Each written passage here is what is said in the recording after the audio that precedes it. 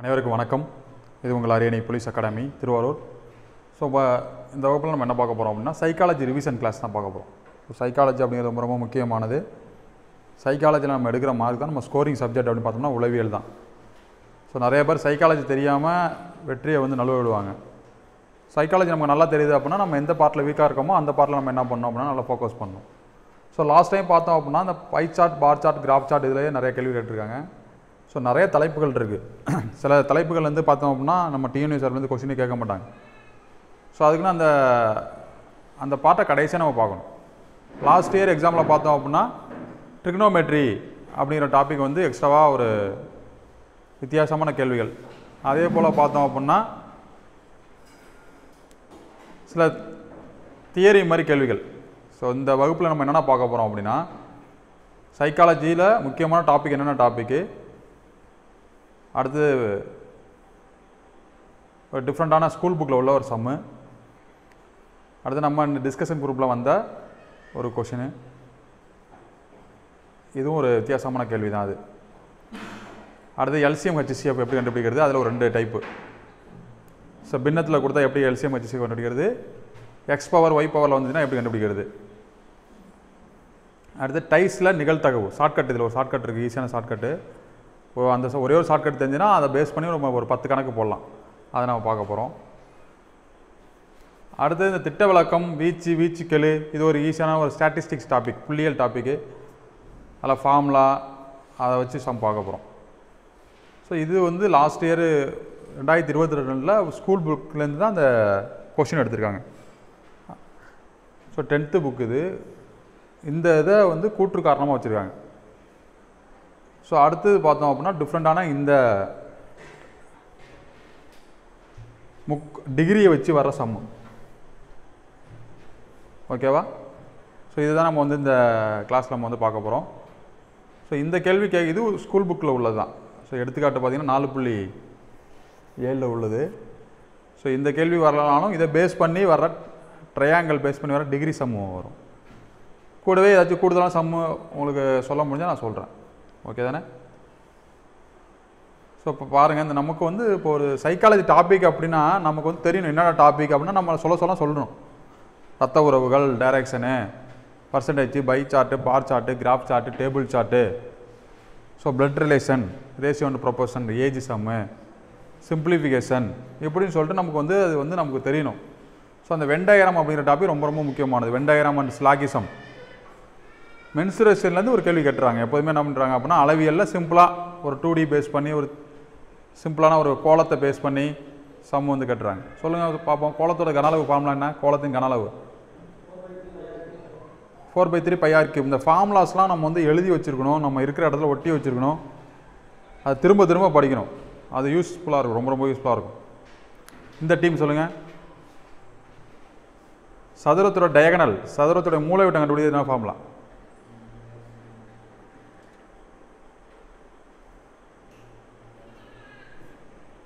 சதுரத்தின் மூலைவிட்டம் A√2. ஓகேவா? √2a. சிம்பிளாக ஒரு கேள்வி வைப்பாங்க. என்ன கேள்வி வைப்பாங்க அப்படின்னா ஒரு சதுரத்தின் மூலைவிட்டம், ஒரு சதுரத்தின் மூலைவிட்டம் 5√2 எனில் பரப்பளவு காண்க. ஸோ இது இந்த அடிப்படை தெரியாதவங்க நம்மளுடைய எந்த கணக்கு போட முடியுமானா போட முடியாது. புரிஞ்சுக்க முடியுதா? ஸோ அப்போ அளவியலை பொறுத்தளவுக்கு என்ன கொடுத்துருக்காங்களோ அதுக்கு ஃபுல்லாக ஃபார்முலா எழுதணும். அந்த ஃபார்முலா பயன்படுத்தணும். அளவியலை பொறுத்தளவுக்கு இப்போ பரப்பளவோட ஃபார்முலா கொடுக்குறாங்கன்னா அந்த பரப்பளவு ஃபார்முலா எழுதணும். மூலைவிட்டம் அப்படின்னா மூலைவிட்ட ஃபார்முலா எழுதணும். ஸோ சதுரத்துடைய மூலைவிட்டம் அப்படின்னு பார்த்தோம்னா அதுக்கு ஃபார்முலா இருக்குது A√2. இந்த A√2 வேல்யூ தான் 5√2. இப்போ இந்த √2 என்ன பண்ணலாம்? கேன்சல் பண்ணலாம். A = 5. இப்போ கேட்டுக்கிறது பரப்பளவு, சதுரத்தின் பரப்பளவு ஃபார்முலா A². 5 பண்ணோம்னா 25 சதுர அலகுகள். எவ்வளோ சிம்பிளான கொஷின். ஆனால் நமக்கு என்ன தெரிஞ்சிருக்கணும்? சதுரத்துக்கு ஒரு மூலைவிட்டம்னு ஒன்று இருக்குது, அது ஃபார்முலா A√2 அப்படின்னு தெரியும். உங்களுக்கு தெரியாத விஷயங்கள் நிறையா இருக்குது. தெரியாத விஷயங்களை நீங்கள் கற்றுக்கிட்டு எக்ஸாம் போகிறப்ப உங்களுக்கு எக்ஸாம் ரொம்ப எளிமையாக இருக்கும், ரொம்ப சாதாரண விஷயமா இருக்கும். எதுவுமே தெரியாமல் நம்ம எக்ஸாம் போகிறப்ப எக்ஸாம் நமக்கு கஷ்டமாக இருக்கும். 2 கான்செப்ட் தான். எக்ஸாமை பொறுத்தளவுக்கு போட்டியாளர்கள் அப்படிங்கிறது ரொம்ப குறைவானது தான் போட்டியாளர்கள் அப்ளை பண்ணுவாங்க. 3 லட்சம் பேர் 3 லட்சம் பேர் அப்ளை பண்ணுவாங்க. போட்டியாளர்கள் அப்படின்னு பார்த்தோம்னா ஒரு 2500 பேரில் தான் கடுமையான போட்டி இருக்கும். அந்த 2500 பேரில் ஒருத்தவங்க பார்த்தீங்கன்னா சைக்காலஜி பண்ண மாட்டாங்க, ஒருத்தவங்க பார்த்தீங்கன்னா இங்கிலீஷ் பண்ண மாட்டாங்க, ஒருத்தவங்க ஃபிசிக்கல் வராது, ஒருத்தவங்க ரோப் வராது, ஒருத்தவங்க லாங் ஜம்ப் வராது. ஸோ இந்த ஆவரேஜ் எல்லாமே வர மாதிரி இருக்காங்க பார்த்தீங்களா. ஸோ ரிட்டன்லேயும் நான் 62 மார்க் எடுப்பேன், ஃபிசிக்கல்லையும் நான் 15 எடுப்பேன், இன்டர்வியூ நல்லா பண்ணுவேன், ஃபிசிக்கல் அப்பியரன்ஸ் இருக்குது அப்படிங்கிறவங்களுக்கு எஸ்ஐ ஆகிறது ரொம்ப எளிமையான விஷயம். சரி ரைட், இதை பார்த்து வச்சிங்க. இந்த பிளட் ரிலேஷன்லாம் வந்து 2 கொஸ்டின் கேட்டிருக்காங்க. ஒரே டாப்பிக்லேருந்து 2 கொஸ்டின் கேட்கணும் அப்படின்னு அவசியமே கிடையாது. ஆனால் என்ன பண்ணிருக்காங்க கேட்டிருக்காங்க. இதெல்லாம் நமக்கு தேவையானது. பிளட் ரிலேஷன், டைரக்ஷன், சிம்பிளிஃபிகேஷன் அடிப்படை தான். சிம்பிளான விஷயம் சின்ன ஒரு ட்விஸ்ட் வச்சுருவாங்க. ப்ரீவியஸ் இயர் கொஸ்டின் பேப்பர் பார்த்தீங்கன்னா உங்களுக்கு தெரியும், கிளாக்ஸ் பேஸ் பண்ணி ஒரு கொஸ்டின். சங்கேத மொழிகள். ஸோ தாமரை என்பது மல்லி எனவும், மல்லி என்பது அல்லி எனவும் அப்படின்னு சொல்லிட்டு ஒரு ஜிகே கேள்வி மாதிரி நமக்கு தெரியணும். ஃபஸ்ட்டு சங்கேத மொழினா என்ன டாபிக், எப்படி கொஸ்டின் இருக்கும், கோடிங் அண்ட் டிகோடிங்னா எப்படி இருக்கும், எண்ணியெல்லாம் எப்படி இருக்கும், லெட்டர் சீரிஸ்னா எப்படி இருக்கும் அப்படிங்கிறது நமக்கு தெரிஞ்சிருக்கணும். ஸோ இதில் நமக்கு பாதி டாபிக் தெரியாமல் உள்ள கண்டென்ட் எப்படி தெரியாமல் வந்தோம்னா கொஞ்சம் கஷ்டம். இதெல்லாம் நேரம் முடிச்சு வச்சுக்கணும். ஸோ இந்த meaningful order, counting of figures, seating arrangement இதெல்லாம் வந்து நோ ஃபார்முலா. நம்முடைய பேசிக் நாலேஜ் வச்சு நம்ம என்ன பண்ண போகிறோம், சம் ஒர்க் அவுட் பண்ண போகிறோம். ஸோ 26 தலைப்பு தான், நல்லா தெரிஞ்சு வச்சுங்க. எத்தனை தலைப்பு கொஸ்டின் கேட்டிருக்காங்க? 26 தலைப்பு, 40 கேள்வி. ஸோ நம்ம தேவையில்லாமல் வந்து நிறைய தலைப்புலாம் படிச்சுட்டு இருப்போம். ஆனால் இந்த தலைப்பு மட்டும் தான் படிச்சுட்டு போகணுமா? அப்படி கிடையாது. எல்லா மேக்ஸிமம் எப்படின்னா என்ன பண்ணலாம், கொஸ்டின் கேட்கலாம். சரி ரைட், நம்முடைய அரியணை போலீஸ் அகாடமி சார்பாக வந்து பிசி எக்ஸாமுக்கான ஆஃப்லைன் பேட்ச் வந்து ஸ்டார்ட் பண்ணுறோம். ஸோ ஜூன் 10லேருந்து பேட்ச் ஸ்டார்ட் ஆகுது. ஸோ ஒன்லி 50 ஸ்டூடெண்ட் மட்டும்தான், மென்னுக்கு மட்டும்தான், ஆண்களுக்கு மட்டும்தான், பார்த்து வச்சுங்க. ஸோ இந்த கேள்வி பாருங்களேன்.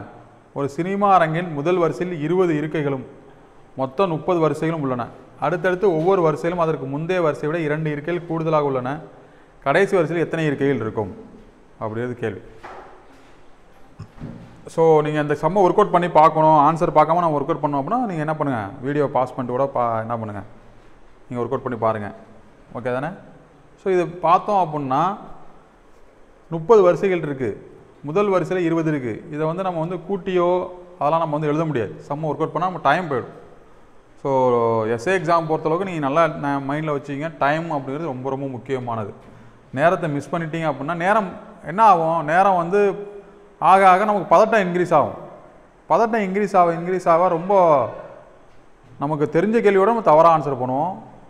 நமக்கு அது ஒரு வித்தியாசமான அந்த அனுபவம் வந்து நீங்கள் ஃபீல் பண்ணாதான் தெரியும், சொல்லி எக்ஸ்பிளைன் பண்ண முடியாது. எக்ஸாம் ஹாலில் உங்களுக்கு டைம் வந்து இல்லை அப்படின்னு ஒரு ஃபீல் ஆகிறப்ப அந்த வர்ற பதட்டம் அது வந்து ரொம்ப கண்டிஷன், அது ரொம்ப மோசமானது. சரி ரைட்டு பாருங்கள். ஒரு சினிமா அரங்கில் முதல் வரிசையில் எப்படி இருக்குன்னா, இந்த கேள்வி வந்து ஒரு கூட்டுத்தொடர்லேருந்து கேட்டிருக்காங்க. ஸோ கூட்டுத்தொடர் பார்த்தோம் அப்படின்னா ஃபஸ்ட்டு முதல் இருக்கையில் 20 இருக்கைகள். சினிமா அரங்கு இப்படியே இங்கிலீஷ் ஆகி இப்படி போகுது.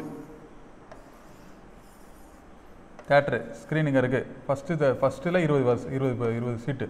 அடுத்து ஒவ்வொரு வரிசையிலும் அதுக்கு முந்தைய வரிசையோட 2, அடுத்து 22, அடுத்து 24, இப்படியே 30 கடைசியாக மொத்தம் டோட்டலாக பார்த்தா 30 வருஷம் இருக்குது. கடைசியில் உள்ள வரிசையில் எத்தனை சீட்டு அப்படின்னு கேட்குறாங்க. ஸோ இதில் வந்து கூட்டுத்தொடரை பொறுத்தளவுக்கு இதில் என்னென்ன வார்த்தைகள் இருக்குது அப்படிங்கிறது தெரியணும். இங்கே அப்படிங்கிறது முதல் உறுப்பு, இதெல்லாம் மனப்பாடமாக சொல்லணும், எப்போ கேட்டாலும் சொல்லணும், அதான் முக்கியமானது. அப்படிங்கிறது என்னது, முதல் உறுப்பு. டி அப்படிங்கிறது பொது வித்தியாசம். ஸோ இந்த பொது வித்தியாசம் அப்படிங்கிறது பார்த்தோம் அப்படின்னா இரண்டாவது உறுப்பையும் முதல் உறுப்பையும் கழிக்கணும்.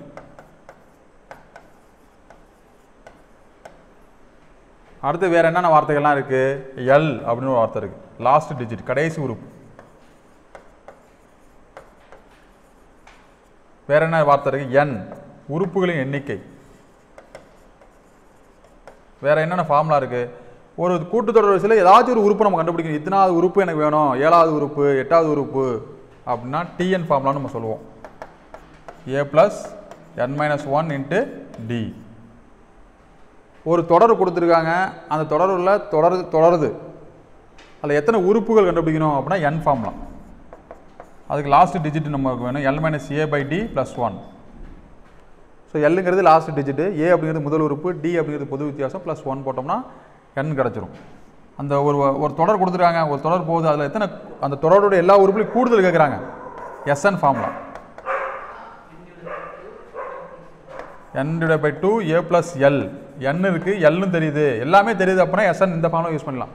இப்போ எனக்கு எல் தெரில அப்படின்னா நம்ம என்ன பண்ணோம் n/2 2a + n - 1 × d. So இவ்வளோ தான் கூட்டுத்தொடரே முடிஞ்சிருச்சு. ஸோ கூட்டுத்தொடர் பெருக்குத்தொடர் இதெல்லாம் பார்த்தோம் அப்படின்னா சிம்பிளாக ஒரு 10 ஃபார்முலா படித்து வச்சுட்டு அது எது எது என்ன எதுன்னு தெரிஞ்சிட்டோம் அப்படின்னா சப்ஸ்டியூட் பண்ணோம்னா நமக்கு ஆன்சர் புரிஞ்சுக்க முடியுதா? ஸோ இதெல்லாம் மனப்பாடம் பண்ணிவிடுங்க, எழுதி வைங்க. நீங்கள் எங்கே அடிக்கடி எந்த இடத்த பார்க்குறீங்களோ எந்த இடத்துல நீங்கள் படிக்கிறீங்களோ உங்கள் ரூம் எதுவோ உங்கள் டேபிளுக்கு மேலே அதை நீங்கள் என்ன பண்ணுங்கள் பார்க்குற இடத்துல எழுதி வச்சுக்கிங்க. உங்கள் நோட்டில் ஃபஸ்ட்டு மேக்ஸுக்கும் தனியாக நோட் இருக்கணும், மேக்ஸ் நோட்டில் தனியாக நீங்கள் என்ன பண்ணணும் ஃபார்முலாவை அழகாக எழுதி வச்சிடணும். கலர் பெனில் க்ரீன் வித்தியாசமான தலைப்பில். ஸோ ஒரு கூட்டுத்தொடரை பொறுத்தளவுக்கு அந்த தொடர் கம்ப்ளீட் ஆகணும். என்ன சொல்கிறாங்க, ஒரு சினிமா அரங்கு இருக்குது, முதல் வரிசையில் 20 சீட்டு, ரெண்டாவது வரிசையில் 22 இப்படியே போயிட்டுருக்கு, மொத்தம் 30 சீட்டு 30 வரிசை. அந்த 30 வருஷங்கிறது எண்ணு, எது எண்ணு எது எல்லு அப்படின்னு நமக்கு தெரியும். புரிஞ்சுக்க முடியுதா? கடைசி உறுப்பு எல்லு கிடையாது, சாரி கடைசி உறுப்பு எண்ணு கிடையாது, கடைசி உறுப்பு எல். மொத்தம் எண்ணிக்கை எத்தனை உறுப்புகள் இருக்கிறது எண்ணு, டோட்டல் அப்படிங்கிறது எஸ்என். இப்போ என்ன கேட்டிருக்காங்க, கடைசியிலே 30வது மொத்தம் 30 வருஷம், அந்த 30வது வருஷத்தில் எத்தனை சீட்டு இருக்கும். அப்போ என்ன பண்ணணும், ஏதாச்சும் ஒரு உறுப்பு கேட்டிருக்காங்க, இல்லை எத்தனாவது உறுப்பு அப்படின்னு கேட்டாங்கன்னா டிஎன் ஃபார்முலா யூஸ் பண்ணணும். TN = a + n - 1 × d. ஏ என்னது 20. ஸோ டி அப்படிங்கிறது ரெண்டாவது உறுப்புலேருந்து முதல் உறுப்பு கழிக்கிறது. அப்போ 22 - 20 2. ஓகேவா? ஸோ 20 n அவங்களே சொல்லிட்டாங்க, 30வது உறுப்பு அப்படின்னு கேட்டாங்க, -1 × d வந்து 2 பொது வித்தியாசம். இதை சால்வ் பண்ணோன்னா 20 கழிச்சோம் அப்படின்னா 29 × 2 58, கூட்டணும் அப்படின்னா 78 சீட் இருக்கும். புரிஞ்சுக்க முடியுதா? ஸோ கடைசி உறுப்பு என்னது 78. இப்போ பாருங்கள் மொத்தம் எத்தனை சீட்டு, இந்த ஃபார்முலா யூஸ் பண்ணலாம். ஏன்னா எல் தெரியும் என்ன தெரியும் நம்ம தெரியும். இப்போ போட்டு பாருங்கள், n அப்படிங்கிறது என்னது 30, 30/2, a அப்படிங்கிறது 20, l அப்படிங்கிறது 78. ஸோ 15 × 98 சால்வ் பண்ணோம்னா 5 8 40 0 மிச்சம் 4, 1 8 4 12, 5 9 45 4 1 9 9 13 0 7 4 1470. ஞாபகம் வச்சுக்கிங்க, ஒன்றுமே 10th மேக்ஸ் புக்கில் உள்ள கணக்கு, சினிமா அரங்கு டேட்டா மாற்றவே மாட்டாங்க. ஆன்சர் என்னது சொல்லுங்கள் 78. ஆனால் நமக்கு தெரியணும், மொட்டை மரபாக பண்ணக்கூடாது. அதில் முதல் உறுப்பு கடைசி உறுப்பு லாஸ்ட் டிஜிட்டு எஸ்என்னு டிஎன்னு அவங்க டோட்டல் கேட்டால் இதுன்னு சொல்லலாம். இப்போ சப்போஸ் டோட்டல் எவ்வளவு 1400 எப்படி ஞாபகம் வச்சணும், அது வந்து சீட்டோட எண்ணிக்கைன்னு கேட்டாங்க 78 இருக்கும், டோட்டல் 70 முடியும். சொல்லுங்களா சொல்லுங்கள், டோட்டல் எதில் முடியும் 70 முடியும் அப்படின்னு சொல்லிட்டு. ஓகேவா? இது நம்ம வந்து கிட்டத்தட்ட கூட்டுத்தொடர் நடத்தின சமம், ஒரு ரிவிஷன் மாதிரி தான் அது. அடுத்த கேள்வி பாருங்கள், சிறிய தரையுடைகள் கொண்ட ஒரு 12 அடி பக்கவுள்ள சமபக்க முக்கோணம். இந்த சமபக்க முக்கோணம் ஒரு ரூம் மாதிரி இருக்குது, அவற்றில் உள்ள ஒவ்வொரு தரையோடும் 12 அங்குல அளவிலான சமபக்க முக்கோணம். இந்த இதான் ஒரு முக்கோணம். அதெல்லாம் 2 கலரு, ஒன்று ஒயிட்டு, இன்னொன்று என்னென்னு பார்த்தோம் அப்படின்னா ப்ளூ. ஸோ எக்ஸாம்பிள் இது கவுண்டிங் ஆஃப் ஃபிகர் என்னன்னு கேட்டாங்க அப்படின்னா அது வேறு மாதிரி போடணும். எத்தனை முக்கோணங்கள் இருக்குது அப்படின்னு கேட்டாங்கன்னா என்ன பண்ணணும், வேறு மாதிரி போடணும். இங்கே கேள்வி என்ன அப்படின்னு பார்த்தோம் அப்படின்னா எவ்வளோ நீல நிற தரையோடுகள் இருக்குது, எவ்வளோ வெள்ளை நிற தரையோடுகள் இருக்குது. ஸோ இப்போ பார்த்தோம் அப்படின்னா இது வருஷம் 1, இது என்னது இது வருஷம் 1 2 3 அப்படி பார்க்கணும். கடைசியாக பார்த்தா 12 வருஷம். புரிஞ்சுக்க முடியுதா? ஃபஸ்ட்டு என்ன பண்ணுறோம், வெள்ளை நிற தரையோடுக்கு இதில் உங்களுக்கு தெரியுதா, வெள்ளை நிற தரையோடுக்கு என்ன பண்ணுறோம், ஒரு கணக்கு போடுறோம். டோட்டலாக எவ்வளோ தரையோடுகள், வெள்ளை நிற தரையோடுகள் தனியாக, நீல நிற தரையோடுகள் தனியாக கால்குலேட் பண்ணால் முடிஞ்சு போய்ட்டு. இந்த ஃபஸ்ட்டு வரிசையை பாருங்கள், ஃபஸ்ட்டு வரிசையில் என்ன இருக்குது, வெள்ளை நிற தரையோடுகள் மட்டும் தான் இருக்குது. இப்போ வெள்ளை நிற தரையோடுகள் கண்டுபிடிக்கிறோம். ஃபஸ்ட்டு வரிசையில் பார்த்தோம் அப்படின்னா நீங்கள் கவுண்ட் பண்ணிங்கன்னா ஃபஸ்ட் வரிசையில் 1 இருக்கும், ரெண்டாவது வரிசையில் 2 இருக்கும், மூணாவது வரிசையில் 3 இருக்கும். அப்படியே போனோம் அப்படின்னா கடைசி வரிசையில் 12 இருக்கும். 1 2 3 4 5 6 7 8 9 10 10 11 12 இருக்கா? அப்போ 1, 2, 3 இயல் எண்களின் கூடுதல் அப்படின்னு வருதா? இந்த ஃபார்முலா யூஸ் பண்ணலாமா? ஃபார்முலா என்னது, n × n + 1 / 2. ஸோ n பார்த்தோம்னா 12, 12 + 13 / 2. ரெண்டுத்தையும் அடித்தோம்னா 6, 6 13 78. ஸோ வெள்ளை நிற தரையோடுகள் எத்தனை இருக்கு? 78. இப்போ பாருங்கள், இது ஃபஸ்ட்டு வரிசை. இந்த ஃபஸ்ட் வரிசை நீல நிற தரையோடுகள் இருக்கா? இப்போ நீளம் ஃபஸ்ட் வரிசையில் இல்லை, ரெண்டாவது வரிசையில் 1, மூணாவது வரிசையில் 2, இப்படியே போனோம் அப்படின்னா 12வது வரிசையில் 11 இருக்கும். ஸோ இங்கேயும் என்ன என்னன்னா 12 தான். இங்கே என்னது என்னென்ன 11 தான். ஏன்னா 0ங்கிறது மதிப்பு கிடையாதுல, என்ன 11 வச்சுப்போம். ஸோ இதுக்கு சப்ஜெக்ட் பண்ணுங்கள். 11 × 12 / 2 அடித்தோம்னா 6, 66. புரிஞ்சுக்க முடியுதா? ஸோ இது ஒரு 78, இது ஒரு 66, மொத்தம் கூட்டணும் அப்படின்னா 154. 144 இதை போட்டுருக்காங்க பாருங்க. எத்தனை தரையோடுகள்? ஸோ திரும்ப அடுத்த வாட்டி ஏதாச்சும் ஒரு கிளாஸில் உங்கள்கிட்ட கேட்பேன், தரையோடுகளின் எண்ணிக்கை என்ன, நீல நிற தரையோடுகள் ஸ்கேன் பண்ணுங்கன்னு சொல்லியிருக்கேன். என்ன பண்ணுங்க, இந்த பக்கம் அப்படி உங்களுக்கு என்ன பண்ணணும், அந்த முக்கோணம் ஞாபகத்தில் இருக்கணும். எந்த புக்கில் கேட்டால் 10th மேக்ஸ் புக்கில் இருக்குது. எந்த புக்கில் இருக்குது? 10th மேக்ஸ் புக்கில் போய் பார்த்தீங்க அப்படின்னா எடுத்துக்காட்டு 2.37, 2.36 ரொம்ப முக்கியமான கணக்கு, 2.37 ரொம்ப முக்கியமான கணக்கு, 2.38 ரொம்ப ரொம்ப முக்கியமான கணக்கு. ஸோ இந்த 2.38 தான் செந்தில் வீட்டு கணக்கு. என்னது? நீங்கள் போய் பாருங்கள், ஸ்கூல் புக்கில் மேக்ஸ் புக்கில் பார்த்தீங்கன்னா ஆன்சர் 35ன்னு வரும். ஸோ இதுக்கு முன்னாடி பார்த்தோம் அப்படின்னா இதோ 300க்கும் 500க்கும் இதனால் வகுப்படுற எண் அப்படின்னு சொல்லிட்டு வரும். ஒரு 2-3 கேள்வி வந்து புக்கிலேருந்து எடுத்துடுறாங்க. என்ன பண்ணுறாங்க? மேக்ஸ் புக்கிலேருந்து எடுத்துடுறாங்க. அதனால் மேக்ஸ் புக்கில் சூப்பரான கேள்விகள் நிறையா இருக்கும். உங்களுக்கு எப்போ, அதாவது டைம் எப்போ கிடைக்குதோ அப்போ நீங்கள் என்ன பண்ணணும், புத்தகத்தை பார்க்கணும். உங்களுக்கு டைமே இல்லை, நீங்கள் ஒரு ஃபுல் ஷெட்யூலில் போயிட்டுருக்கீங்க அப்படின்னா ஒன்றும் பண்ண முடியாது. அதுக்கு தான் இந்த மாதிரி வீடியோ பார்த்து நம்ம தெரிஞ்சிடும், ஓகே இந்த மாதிரி கணக்கெலாம் இருக்குது அப்படின்னு சொல்லிட்டு. உங்களுக்கு ஃபுல்லாகவே டைம் ஓரளவுக்கு இருக்குது, சிலபஸ்லாம் கவர் பண்ணிங்க அப்படின்னா 6வதுலேருந்து மேக்ஸ் புக்கை நீங்கள் எடுத்து பார்க்கணும். 6வது மேக்ஸ் புக்கில் சூப்பர் கணக்கு இருக்கும். புரிஞ்சுக்க முடியுதா? கணக்கு புரிஞ்சுச்சா? ஸோ இந்த கணக்கு ஒர்க் அவுட் பண்ணுங்க ஆகும். ஸோ அப்படியே வீடியோ பாஸ் பண்ணிட்டு செம்ம ஒர்க் அவுட் பண்ணுங்கள். இந்த கணக்கு பேர் என்னது? கடித கணக்கு. என்ன கணக்கு? ஒரு 2 days கழிச்சு கொண்டு வந்து கடித கணக்கு என்ன ஆன்சர்னு கேட்டால் நீங்கள் சொல்லணும். என்ன கொஸ்டின் பார்த்தோம் அப்படின்னா, குமார் இருக்காப்புல. குமார் என்ன பண்ணுறாப்புல, அவர் 4 ஃப்ரெண்ட்ஸுக்கு கடிதம் எழுதி அனுப்புகிறாப்பு.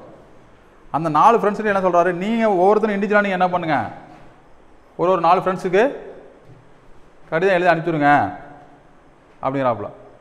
இது அப்படியே அவங்க 4 பேர் என்ன பண்ணுறாங்க அப்படின்னா,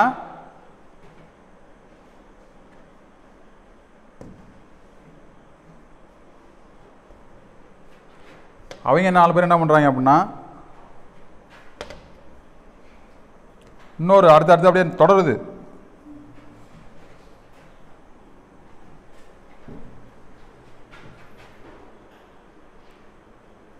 அவங்கள அப்படியே ஃபோன் பண்ணி நீங்கள் ஒரு ஒவ்வொருத்தரும் 4 பேருக்கு. புரிஞ்சுக்க முடியுதா?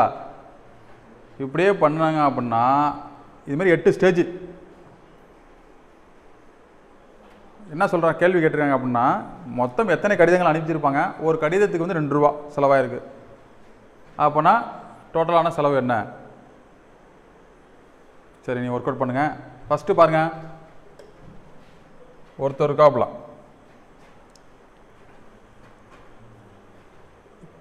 கேள்வி வந்து கடிதம் தான். குமார் வந்து கடிதத்தை அனுப்புகிறாப்புல. அப்போ குமாருக்கு 1ன்னு போடலாமான்னா போடக்கூடாது, ஏன்னா இவர் கடிதமே கிடையாது. இவர் டேட்டா என்ன பண்ணுறாப்புல, 4 பேருக்கு அனுப்புகிறாப்புல. புரிஞ்சுக்க முடியுதா? இப்போ ஃபஸ்ட்டு கடிதம் எத்தனை கடிதம் போயிருக்கு? 4 கடிதம். அடுத்த ஸ்டேஜ் எத்தனை கடிதம் போயிருக்கோம்? 16 கடிதம் போயிருக்கோம். 4 பேர் 4 பேருக்கு.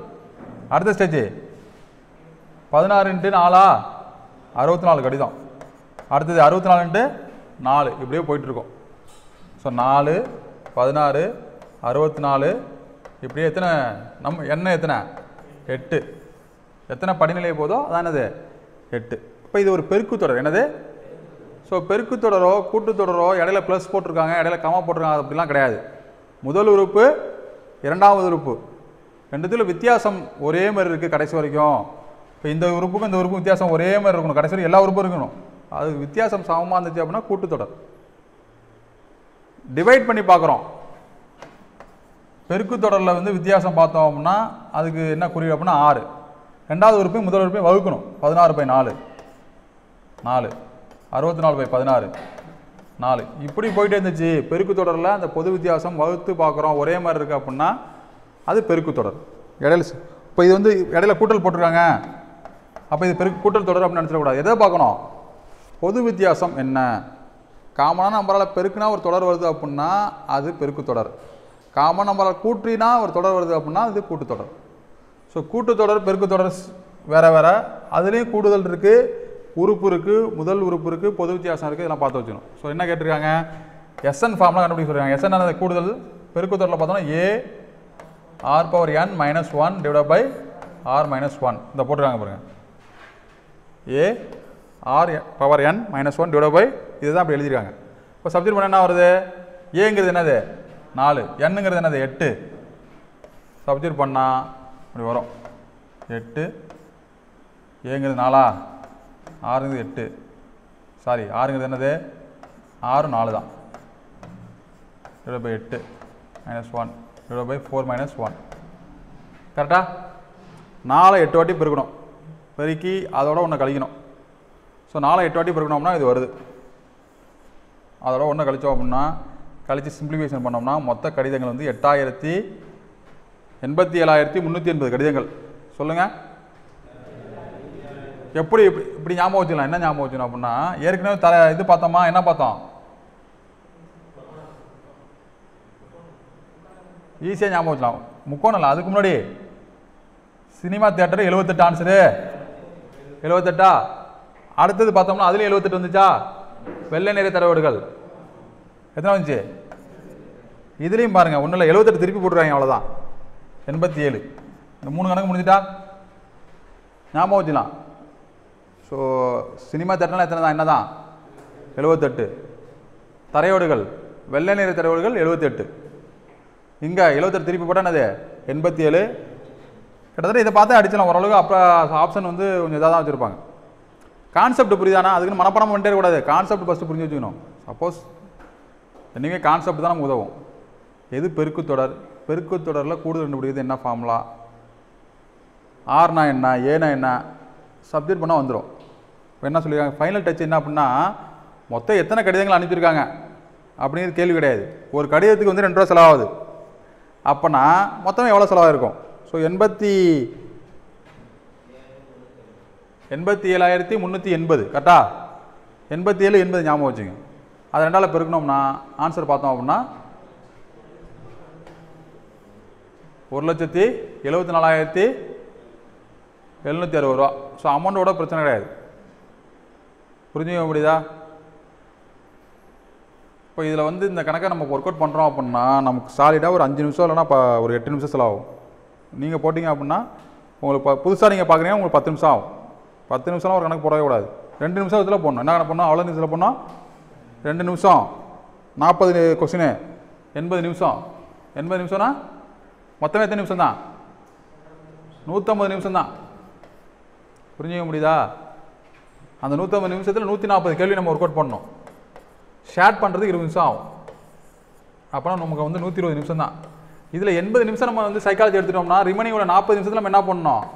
80 கேள்வி அடிக்கணும். அப்போனா என்ன பண்ணணும்? ஒரு நிமிஷத்துக்கு 2 கேள்வி அடிக்கணும். புரியுதா உங்களுக்கு? நீங்கள் 80 நிமிஷத்தை கூட எடுக்க அங்கே டைமிங் குறைஞ்சிட்டே இருக்கும். கடைசியில் 10 கேள்வி ரொம்ப ஈஸியான கேள்வியாக இருந்திருக்கும். அந்த கேள்வி நீங்கள் ரீடே பண்ணியிருக்க மாட்டீங்க. ஆப்ஷன் ஏ பிசின்னு அடிச்சுட்டு வந்திருப்பீங்க. வீட்டுக்கு வந்து பார்த்தீங்கன்னா எல்லாமே தப்பாக தான் இருக்கும். ஃப்ளூக்லலாம் அடிக்கலாம் முடியாது. நீங்கள் அடித்த ஏபிசிலாம் கரெக்டே ஆகாது. என்ன சொல்லணும்? புரியுதா உங்களுக்கு? எல்லா கேள்விக்கு பி அடித்தாலும் ஏ அடித்தாலும் நீங்கள் எத்தனை பாஸ் ஆவீங்க தெரியுமா? இப்போ நீங்கள் எல்லா 140 கேள்விக்கு ஏ அடிக்கிறேன் அப்படின்னா 140 கேள்விக்கு நான் ஏ அடிக்கிறேன் அப்படின்னா டிவைட் பை 4 போடுங்க. எத்தனை? 3 12 5 20 35 கேள்வி தான் கரெக்டாகும். சரி, ஓகே. இப்போ பாருங்கள், எல்சிஎம் ஹெச்சிஎஃப் இதேமாரி இருக்குது. பி பவரில் இல்லை எக்ஸ் பவரு இதில் பவரில் லெட்டரில் கொடுத்து அதுக்கு மீ போவா கேட்குறாங்க, மீசிமா கேட்குறாங்க. மீ போவா ஒரு இது மீ போவானா பெருசு அப்படின்னு ஞாபகம் வச்சுக்கணும். இது பெருசு அப்படிங்கிறது எதுக்கு அப்படின்னா நம்பருக்கு. எதுக்கு ஒரு 2 நம்பரை கொடுத்து மீப்பாவை கண்டுபிடிக்க சொல்கிறாங்கன்னா அந்த 2 நம்பரையும் வகுக்கக்கூடிய மிகப்பெரிய பொதுவான வகுத்தி. உதாரணத்துக்கு 8 32 இருக்குது. இந்த நம்பரை 2வது நம்பர் பொதுவாக வகுக்கும். ஆனால் 2 அப்படிங்கிறது மீப்போவா கிடையாது. இந்த 8யும் 32 வைக்கக்கூடிய மிகப்பெரிய எண் என்ன? மறுபடியும் 2 2 2 4 8 2 16 2 2 4 1 2 4 இது பெருக்கணும்னா 8 2ம் மீப்போவா தான், 4 மீப்போவா தான், 8 மீப்போவா தான். ஆனால் ஆன்சர் எதுதான் ஃபைனல் மீப்போவா? இப்போ நம்ம பொதுவான வகுதி வேற, மிகப்பெரிய பொதுவான வகுதி வேற. 2 பொதுவாக வகுதா, அது பொதுவான வகுதி, காமன் ஃபேக்டர். ஆனால் கேள்வி என்னது? ஹையஸ்ட் காமன் ஃபேக்டர், அதான் HCF. ஹையஸ்ட் இந்த அர்த்தத்துக்கு நீ மிகப்பெரிய பொது வகுத்தி. இது வந்து நம்பருக்கு புரியுதா உங்களுக்கு? திடீர்னு நம்ம ஆப்ஷனில் 2 இருக்குன்னு 2 அடிச்சிருவோம் பொதுவான.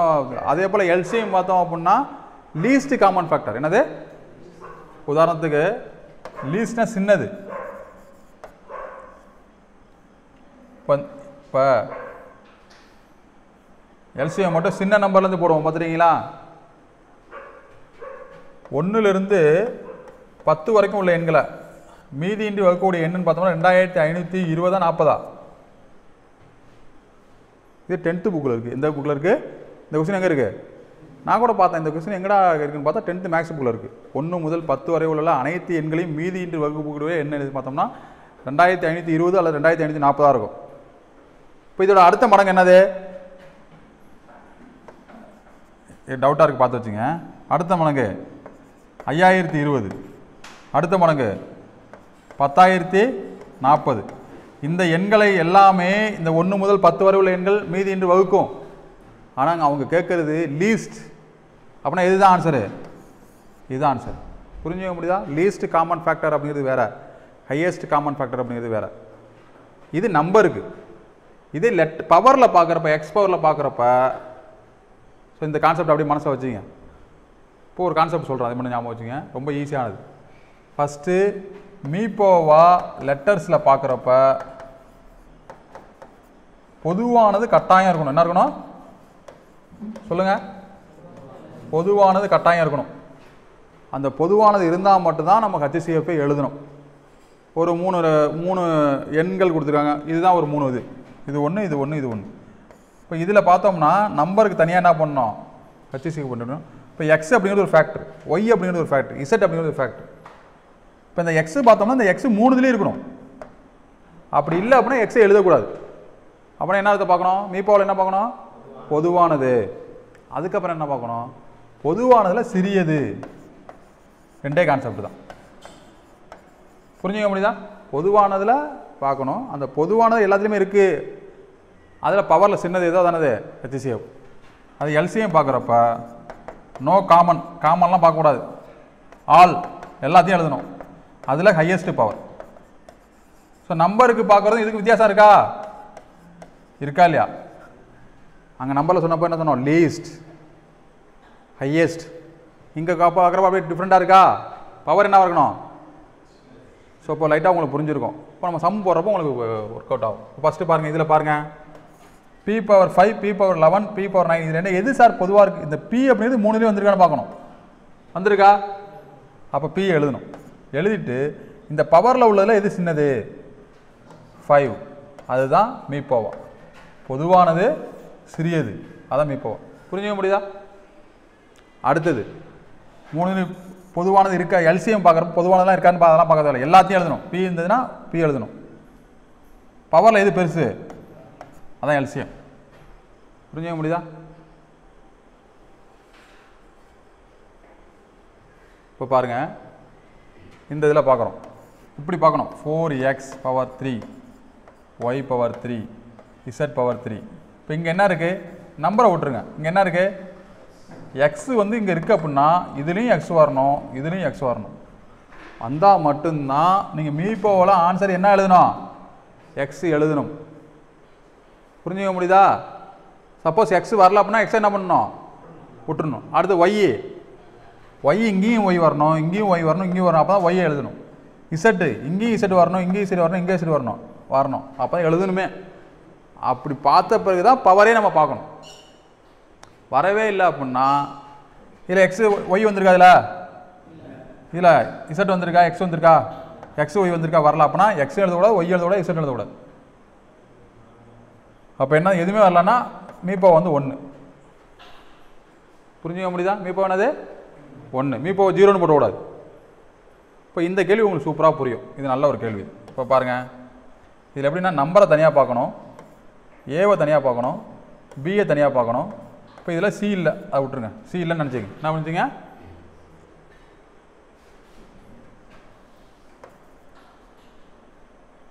சி இல்லை அப்படின்னு நினச்சிங்க. இந்த கேள்விக்கு மீப்போவை பார்க்குறோம் ஃபஸ்ட்டு பார்க்கணும். 9க்கும் 15 என்ன மீப்போவா ஃபஸ்ட்டு பார்த்துடணும். 9, 15. ஸோ சின்ன நம்பர்லேருந்து போகிறோம். 3, 9, 13, 15 இதுக்கப்புறம் போட முடியாது. மீப்போவா என்னது? 3. அடுத்த கட்டம் ஏ பார்க்கணும். ஏ இதுலேயும் இருக்குது, இதுலேயும் இருக்குது. ஓகே, ஏ அப்போனா எழுதணும். எழுதிட்டு பவரில் எது சின்னது? 2, அது எழுதணும். அடுத்த பியை பார்க்கணும். இதுலேயும் இருக்குது, இதுலேயும் இருக்குது. பி எழுதணும். பவரில் எது சின்னது? 2. சி இங்கே பார்க்குறோம். சி இங்கே இல்லை, இருக்குது இங்கே. அப்போனா சி எழுதக்கூடாது. இதுதான் HCF. புரிஞ்சுக்க முடியுதா? இதானே அது HCF. எல்சிஎம்முக்கு இருக்கோ இல்லையா அதான் நம்ம பார்க்கக்கூடாது. நம்பருக்கு தனியாக எல்சிஎம் பார்த்துடணும். ஸோ 3, 5, 15, 3, 45 அப்படிங்கிறது என்னது? எல்சிஎம். ஏ இருக்கா எழுதணும், பி இருக்கா எழுதணும், சி இருக்கா எழுதணும், இதில் இருக்கா அதெல்லாம் பார்க்கலாம் கூடாது. இதில் புதுசாக டீன் இருந்தால் அது எழுதணும். எழுதிட்டு பவரில் எது பெருசு? ஏவுக்கு எது பெருசு? பவர் 3.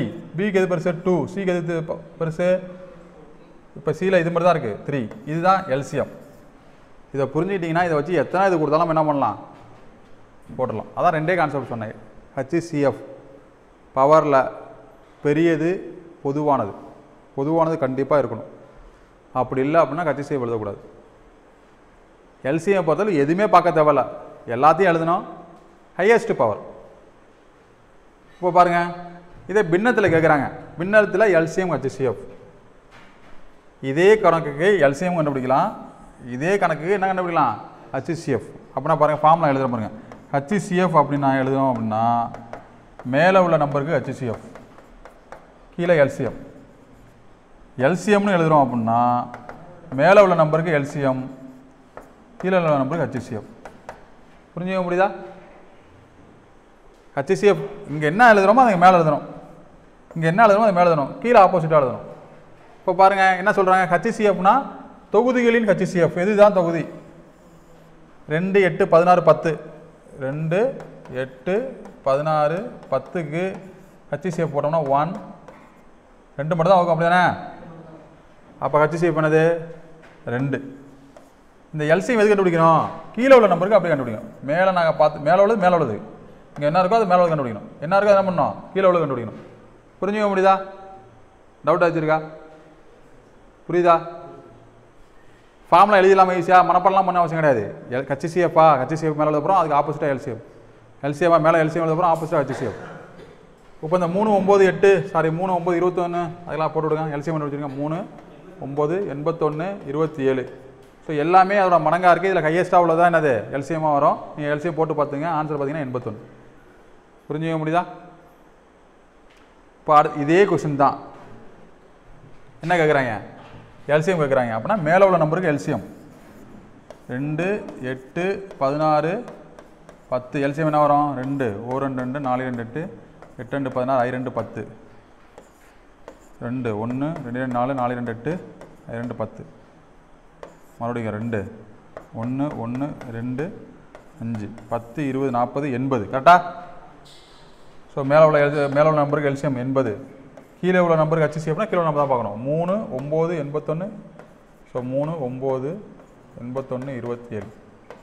3 போட்டோம்னா 1, 3, 3, 3, 9, 27, 3, 81, 53, 27. மறுபடியும் 3 போடக்கூடாது, ஏன்னா 1 என்னாவது. ஸோ இதான் ஆன்சர். சப்போஸ் இதை அடித்து போட முடிஞ்சதுன்னா போடுவோம். ஸோ இது உங்களுக்கு தெரிஞ்சிருக்கும். இருந்தாலும் ஒரு ரிவிஷன் மாதிரி இதை பார்க்குறப்ப தெரியாதவங்களுக்கு சில விஷயங்கள் புரிஞ்சிருக்கும். அதுக்காக நம்ம அது போடுறோம். ஸோ இந்த கேள்வி கேட்பாங்களா அப்படிங்கிறது கேட்டாங்கன்னா நம்ம போட தெரிஞ்சிடணும், அவ்வளோதான். ஸோ இந்த கேள்வி கேட்குறது வாய்ப்பு இருக்குது. இதெல்லாம் ஒரு சிம்பிளான கொஸ்டின். கொஞ்சம் சில பேர் நிறைய பேர் தப்பு பண்ணுவாங்க. எஸ்ஐ எக்ஸாமில் கேட்குறாங்களே, பிசி எக்ஸாம்லாம் அடிக்கடி கேட்குறாங்க. நிறைய பேர் அவங்களுக்கு கான்செப்ட் புரியாது, மனப்பாடம் பண்ணுவாங்க. கேள்வி என்ன பண்ணுவாங்க? மேக்ஸை மனப்பாடம் பண்ணவே கூடாது, கான்செப்ட் தான். இந்த கான்செப்டை நீங்கள் இன்றைக்கி புரிஞ்சுக்கிட்டீங்க அப்படின்னா இதோட மறக்கவே மறக்காது. அதான் கான்செப்ட். ஓகே தானே? ஸோ அடுத்து பகடைகள், 2 பகடைகள் உருட்டப்படும் பொழுது அதை பேஸ் பண்ணி ஒரு கொஸ்டின் பார்க்க போகிறோம். நிகழ்தகவு அப்படிங்கிறது என்ன அப்படின்னா, ஒரு ப்ராசஸ் நடக்கிறப்ப ப்ராபபிலிட்டி, வாய்ப்புகள், இந்த நிகழ்வு நடக்கிறதுக்கான சான்சஸ் இதை பற்றி எக்ஸ்பிளைன் பண்ணுறதா என்னது ப்ராபபிலிட்டி. ஓகேவா? ஸோ இந்த கூறுவெளி அப்படிங்கிற ஒரு வார்த்தை சொல்லுவாங்க. வாய்ப்புகள் 3 வார்த்தை இருக்குது. என்ன இருக்குது அப்படின்னு பார்த்தோம்னா ஒவ்வொரு இதுலையும் பார்க்கணும் இந்த வார்த்தையை மனப்பாடம் பண்ணணும். இந்த வார்த்தை என்ன சொல்லுது? ஸோ நிகழ்தகவு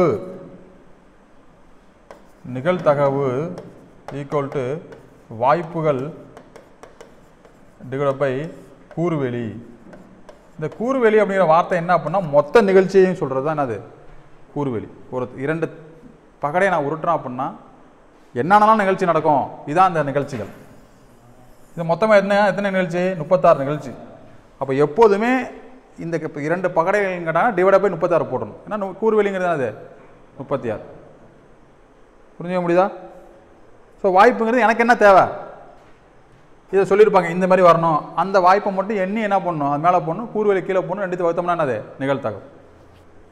புரிஞ்சுக்க முடியுதா? ஸோ 2 பகடைகள் உருட்டப்படும் பொழுது இதை தாண்டி வேறு எதுவுமே கிடையாது. இந்த 2 பகடை நான் மாற்றி மாற்றி உருட்டினாலும் இதில் கிடைக்கிற வாய்ப்புகளை தவிர வேறு எதுவுமே கிடைக்காது. ஸோ இந்த நிகழ்தகவை பொறுத்தளவுக்கு 2 இருக்குது. ஒன்று என்ன அப்படின்னா உறுதியான நிகழ்ச்சி. என்னது ஒன்று? என்னது உறுதியான நிகழ்ச்சினா வாய்ப்பு. இந்த பகடையை உருட்டுறோம், ஒரு பகடையில் 3 இன்னொரு பகடையில் 4 கிடைக்கிறது வாய்ப்பு இருக்கா அப்படின்னா இருக்குது. 2 பகடையில் உருட்டப்படும் போது ஏபிசி கிடைக்கிறதுக்கு வாய்ப்பு இருக்கா? ஏபி வருமானம் வராது. வராத நிகழ்வை பற்றி சொல்கிறது தான் உறுதியற்ற நிகழ்ச்சி. வர்ற நிகழ்வை பற்றி சொல்கிறது தான் அது.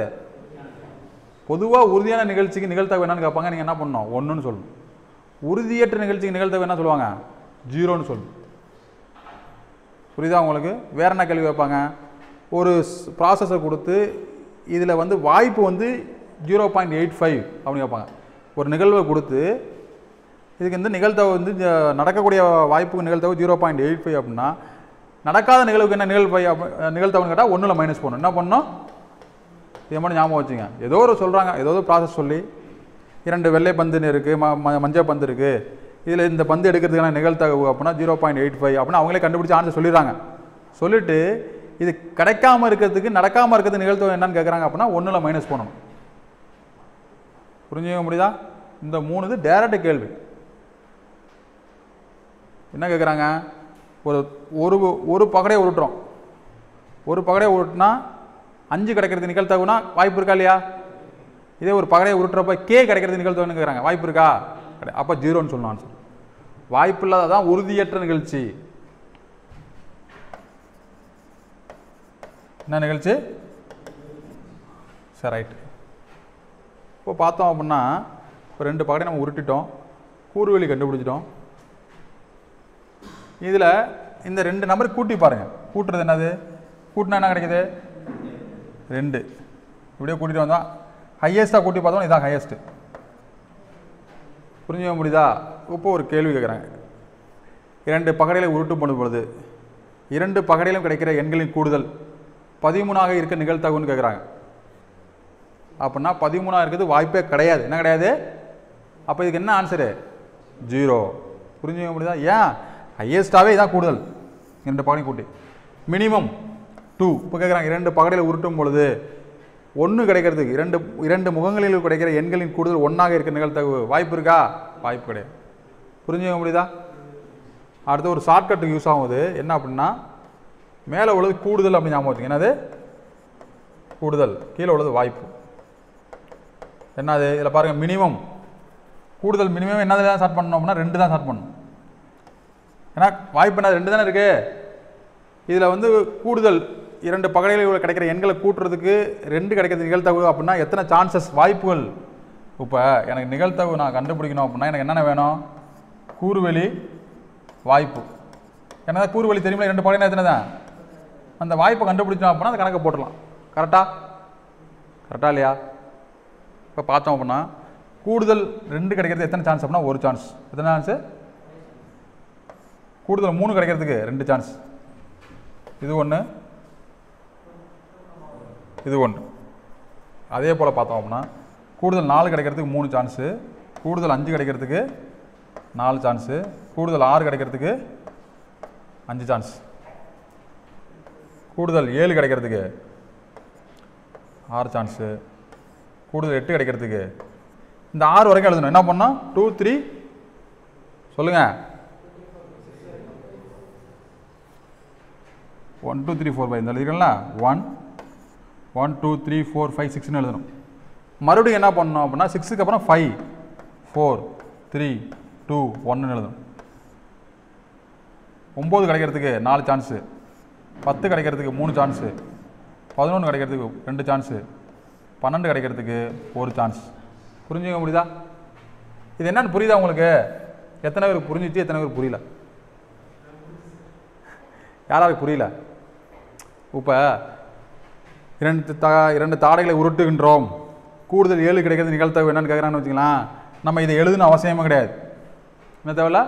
1, 1 2, தேவையில்ல. இதை பார்த்தா இந்த இதை 7 கிடைக்கிறது நீங்கள் வேணால் எண்ணி பாருங்கள். எத்தனை சான்ஸ் அப்படின்னா 6 சான்ஸ். இதே நீங்கள் மனப்பாடம் பண்ண வேணாம். 2ல் ஆரம்பிக்கிறது 2ல் இருக்கணும், முடிகிறது 12 இருக்கணும். ஏன்னா மினிமம் 2 மேக்ஸிமம் 12.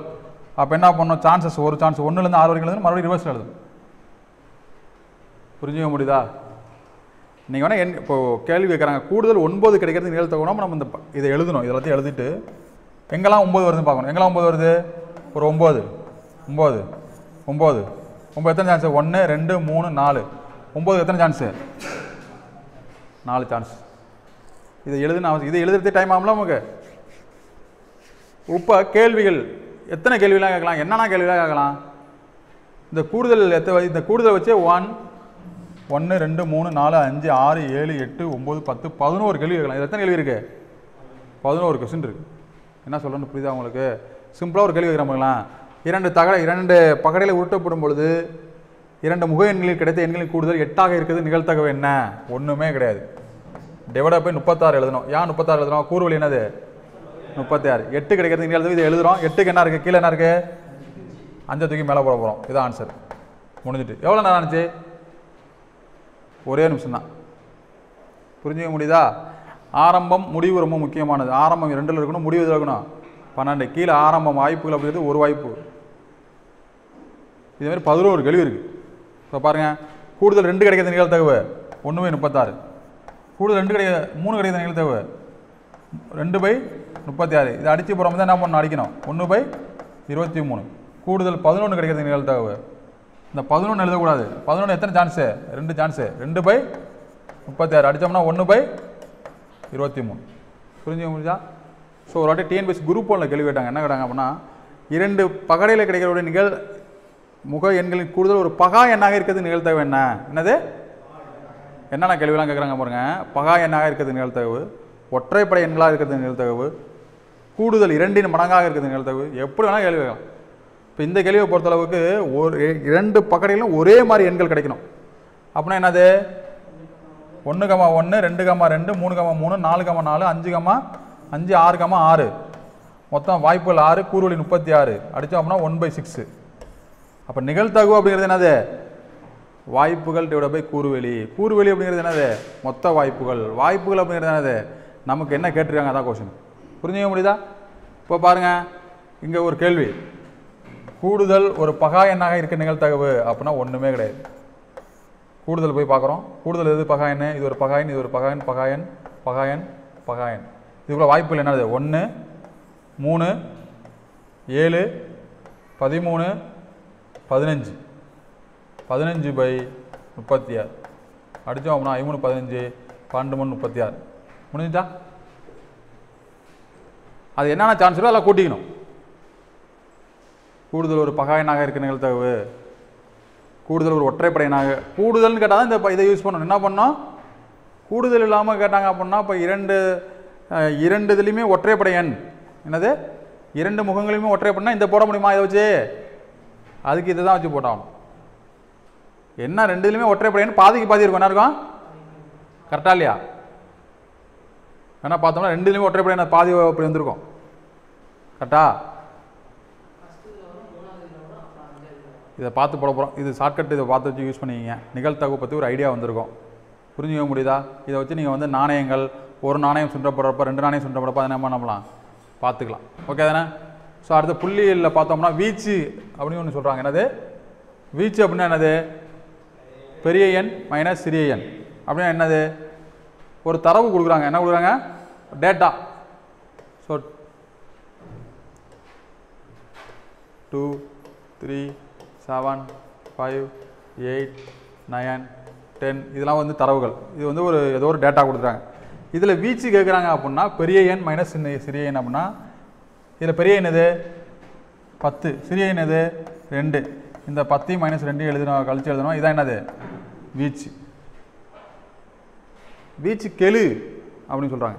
கெழு அப்படின்னா என்னது கோஎஃபிஷியன்ட் அப்படின்னா என்னது L minus S divide by L plus S அப்படின்னா என்னது largest value smallest value, largest value smallest value. Largest value smallest value minus பண்ணி மேலே எழுதணும், லார்ஜஸ்ட் வேல்யூ ஸ்மாலஸ்ட் வேல்யூ என்ன பண்ணணும் கூட்டி கீழே எழுதணும்.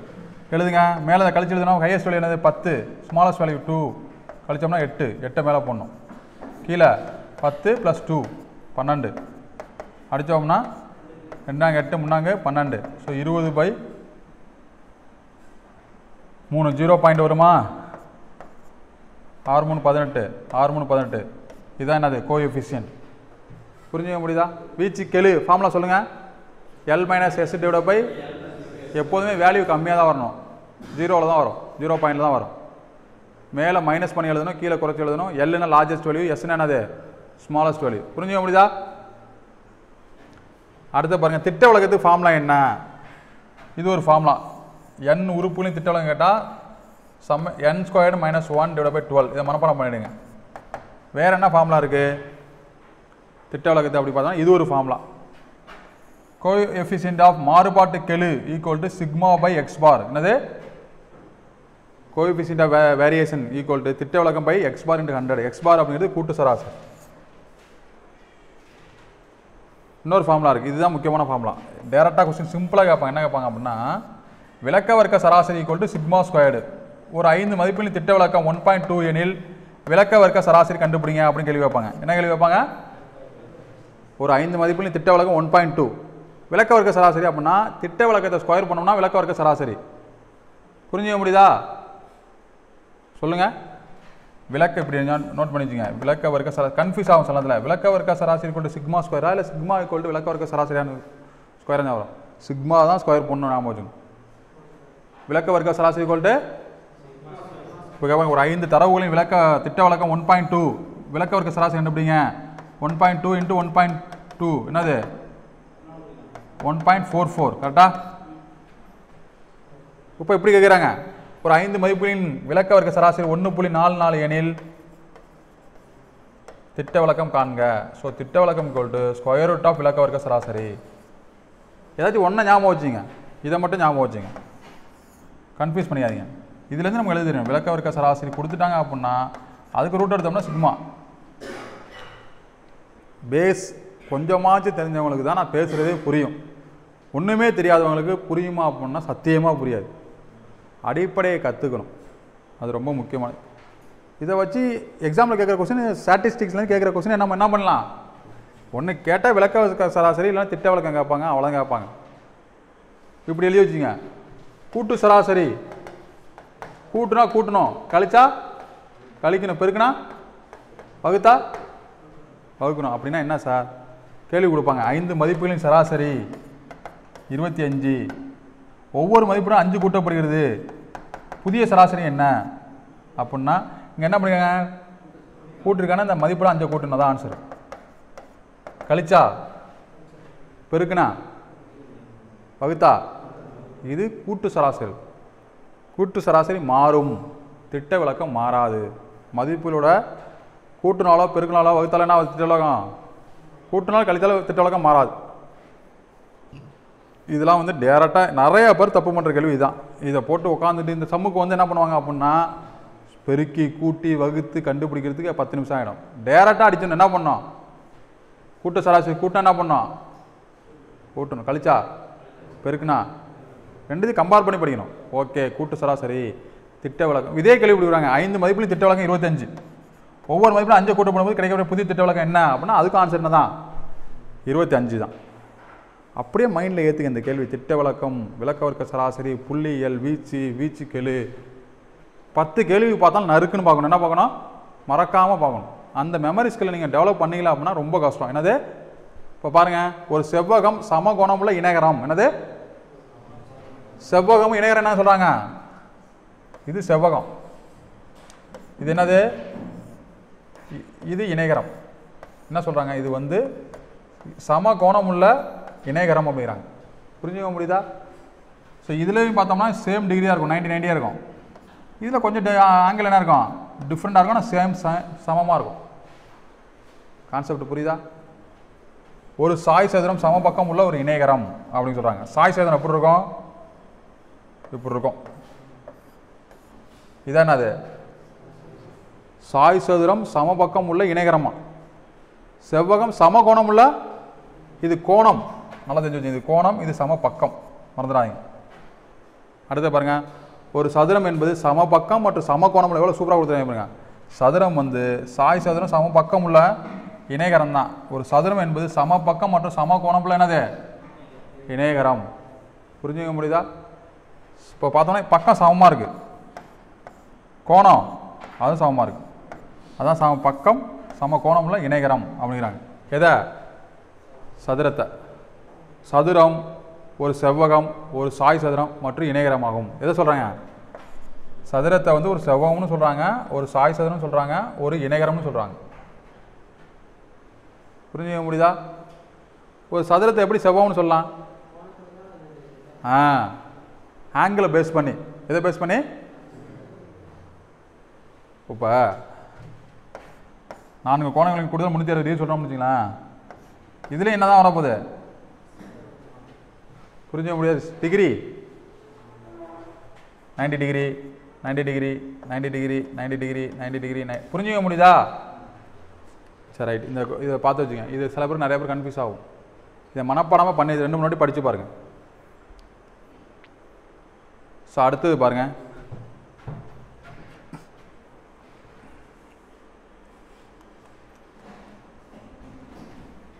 இந்த டிகிரி கேட்குற கேள்வி வட்டத்துக்குள்ளே கொடுத்துடணும். அதான் முக்கியமானது. என்னது? எதில் கொடுத்துடணும்? வட்டத்துக்குள்ளே கொடுத்துடணும். என்ன சொல்கிறாங்க அப்படின்னா, இங்கே பாருங்க, நல்லா கவனிங்க. வட்டத்துக்குள்ளே இது ஒரு வட்ட நாற்கரம். என்னது? வட்டம் 1 2 3 4 நாற்கரம். இந்த வட்ட நாற்கரத்தில் இந்த டிகிரி கொடுத்து நல்லா கவனிச்சிங்க. இந்த டிகிரி கொடுத்துட்டு இதே மாதிரி வரல இந்த டிகிரி கேட்டாங்கன்னா, புரிஞ்சுக்க முடியுதா?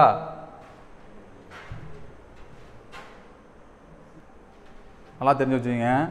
வட்ட நாற்கரத்தில் இந்த டிகிரி கொடுத்துட்டு இந்த டிகிரி கேட்டாங்கன்னா, இங்கே என்ன டிகிரி இருக்குது, அதை அப்படியே டபுள் பண்ணி போடணுங்க. புரிஞ்சுக்க முடியுதா?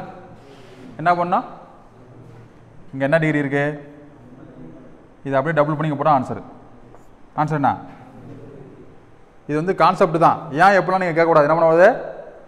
தெரிஞ்சு வச்சுக்கணும். ஓகே, இந்த டிகிரி கொடுத்து இந்த டிகிரி தான் இப்படி போடணும். அடுத்தது பாருங்கள், இப்படி இப்படி ஞாபகம் வச்சுங்க. எந்தருங்க இப்படி இப்படி வந்தால் டபுள்.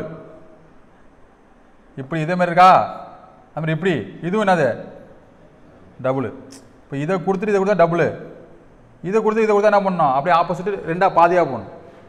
இப்போ திரும்ப இப்படி இதை கொடுத்துட்டு இதை கேட்குறாங்க, அது என்ன? இதை பாருங்கள், இந்த சேம் ஆரம் வில்லு மாரி ஞாபகம் வச்சுங்க. இந்த வில்லு, இந்த வில்லு எப்படி இருக்கு, சேமாக இருக்கா, ஒரே மாதிரி இருக்கா? வில்லை பாருங்கள், இப்படி இருக்கு. இங்கே 50 அப்படின்னா இங்கே என்னது, இங்கே 100னா இங்கே என்னது, 2 கணக்கு முடிஞ்சுட்டு. அடுத்து இங்கே 260 அப்படின்னா இங்கே என்ன ஆன்சர்னா இதில் பாதி. இங்கே 130 அப்படின்னா இங்கே என்னது, 260. புரிஞ்சுக்க முடியுதா? அடுத்து இந்த கணக்கு பாருங்கள், இது சூப்பரான கணக்கு.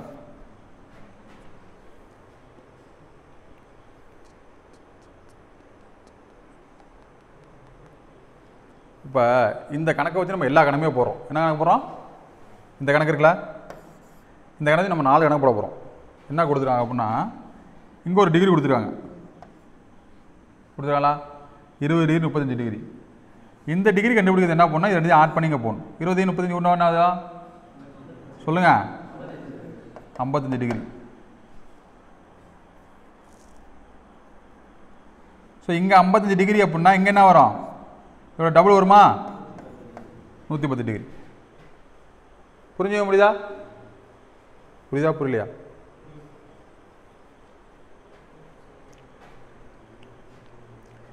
இப்போ சாதாரணமாக இப்போ ஒரு வட்டம் தான் அது, கவனிங்க. இது ஒரு வட்டம் தான் அது. வட்டத்தில் ஒரு முக்கோணம், இங்கே ஒரு டிகிரி கொடுத்துருக்காங்க 63 டிகிரி, இங்கே எக்ஸ் டிகிரி கொடுத்துருக்காங்க. ஆக்சுவலாக அரை வட்டத்தில் அமையும் முக்கோணம் செங்கோணம் முக்கோணம். இந்த வட்டத்தை இப்படி கொடுத்து இதில் பாதியாக கொடுத்து முக்கோணம் வந்தாலும் சரி, நீங்கள் ஒரு அரைவட்டம் வரைஞ்சி இந்த அரைவட்டத்தில் நீங்கள் எப்படி முக்கோணம் வந்தாலும் சரி, எப்படி முக்கோணம் வந்தாலும் சரி, கண்டிப்பாக அதில் ஒரு கோணம் என்னவாக இருக்குமா? செங்கோண முக்கோணமாக இருக்கும். இதுவே ஒரு கேள்வி. அரைவட்டத்தில் அமையும் முக்கோணம் செங்கோண முக்கோணம். அப்போ செங்கோண முக்கோணம் ஆட்டோமேட்டிக் ஒரு டிகிரி என்னது? 90 டிகிரி. அவங்க முக்கோணத்தில் தான் கேட்டிருக்காங்க. முக்கோணத்தை 3 கோணங்களில் கூடுதல் 180 டிகிரி. 90 டிகிரி செங்கோண முக்கோணம். அதில் ஒரு டிகிரி 63 டிகிரி கொடுத்துருக்காங்க. கூட்டி கழிச்சோம்னா என்ன ஆன்சரு? 27 டிகிரி. டிகிரி சம் கேட்டிருக்காங்க, பார்த்து வச்சுக்கோங்க. முன்னாடி சிம்பிளாக கேட்டாங்க, இப்போ வட்டத்தூள் இருக்கிறது தெரியுதா? ஈஸியாக ஞாபகம் வச்சுக்கலாம். அதெல்லாம் ஞாபகம் வச்சுங்க. இந்த கணக்கு பொறுத்தவரை இங்கே 50 டிகிரி அப்படின்னா இந்த அதே வில் இங்கே வருதா? இதை டபுள் பண்ணி 100 டிகிரி போடணும். சப்போஸ் 100 டிகிரி கொடுத்து இங்கே கொஸ்டின் மார்க் கொடுக்குறாங்கன்னா இதில் பாதியை போடணும். இங்கே பாருங்கள், இந்த வில்லு இது இப்படி வருதா? இதில் பாதி இங்கே போடணும், இதை டபுள் பண்ணி இங்கே போடணும். இது ரெண்டுத்தையும் ஆட் பண்ணி இங்கே போடணும், இதோட டபுள் இங்கே போடணும். 4 சம்மு புக்கில் ஒரு சம்மு கேட்டாங்கன்னா இந்த கேள்வி தான் கேட்பாங்க. என்ன சொல்கிறேன்னு புரியுதா? ஸோ இந்த கேள்வியெல்லாம் உங்களுக்கு வந்து ரொம்ப யூஸ்ஃபுல்லாக இருந்திருக்கும். ஆக்சுவலாக நம்ம பிளான் பார்த்தோம்னா எல்லா மாடலையும் ஒரு சம்மு போடணும் அப்படின்னு நினச்சோம். ஸோ அடுத்த வகுப்பு நம்ம என்ன பண்ணுவோம்? ஒவ்வொரு சம்மும் பார்ப்போம். இந்த போட்ட சமயம் நம்ம என்ன பண்ணுவோம்? இப்போ இன்றைக்கி பார்க்குறப்ப நமக்கு புரியும். நாளைக்கு எக்ஸாம் காலில் போய் உட்காந்துருக்கப்போ டபுளாக பார்க்குறதா என்ன பண்ணுது டவுட் வரும். Practice man make perfect. பயிற்சி எவ்வளவு படித்தாலும் சரி நீங்கள் என்ன பண்ணணும்? ரிவிஷன் பண்ணணும். இந்த ரிவிஷன் பெரிய வெற்றியாளரை உருவாக்கும். கேர்லெஸ் மிஸ்டேக் நீங்கள் அவாய்ட் பண்ணுறீங்க அப்படின்னா நீங்கள் ஒரு சிறந்த வெற்றியாளர். ஓஎம்ஆர் சீட்டில் மிஸ்டேக் பண்ணாமல் இருக்கீங்க அப்படின்னா நீங்கள் சிறந்த வெற்றி. இந்த 3 விஷயம், டைம் மேனேஜ்மெண்ட், இந்த 4 விஷயத்தை ஃபாலோ பண்ணுங்கள். தொடர்ச்சியாக படிங்க. படிப்பு மட்டும் தான் நம்மளை உயர்த்தக்கூடியது. அடுத்த வகுப்பு நம்ம என்ன பண்ணுவோம்? வித்தியாசமான கணக்கில் நம்ம பார்ப்போம். உங்கள் அனைவருக்கும் அரியணை போலீஸ் அகாடமி சார்பாக வெற்றி வாழ்த்துக்கள். நன்றி, வணக்கம்.